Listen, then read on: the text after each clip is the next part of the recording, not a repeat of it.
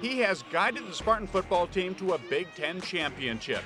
He's a 3-year captain, the winningest quarterback in school history.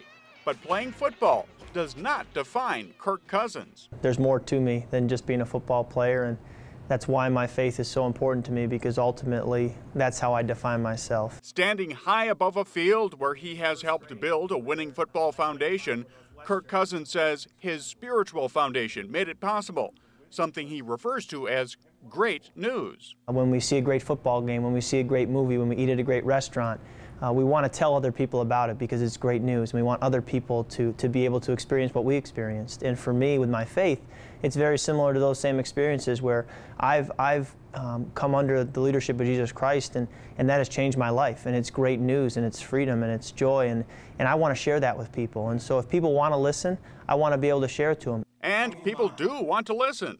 2,500 recently turned out at the MSU auditorium for a program called I Agree with Kirk. You probably know that I'm a Christian. His talk was a mix of God and gridiron, including the story of a game-losing interception where 80,000 fans cheered his failure. And one of the first thoughts that went through my head was this: boy, if my life was built on football, I'm in a lot of trouble right now. His speech was organized by Athletes in Action, a Christian group that provides spiritual resources for the campus community.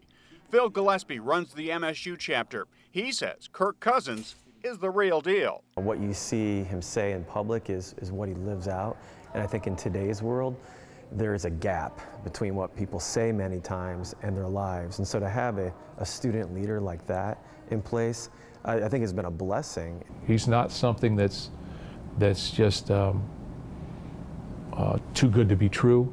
Right. It's real. Spartan football coach Mark D'Antonio says while Kirk's faith is very real, it's not real apparent if you only see him on football Saturdays. If you look on the football field before a game, you don't see him going through any pregame rituals in terms of his faith, but you know it's there. Also there, a spiritual connection between coach and quarterback that has made a difference in D'Antonio's life. Yeah, it has, because I see how he goes about his walk in life. He has been a great rock for me on the team in terms of whether it be giving me some scripture verses to read or think about, whether it be just praying together quickly before a game. And while Kirk Cousins can't predict how many more games are in his future, he's confident his faith will guide any future calling. I want to first and foremost take my ability to throw a football, my opportunity to play here at Michigan State, and use it to glorify God and to make people aware of what I believe, and to make that great news known to as many people as possible. And so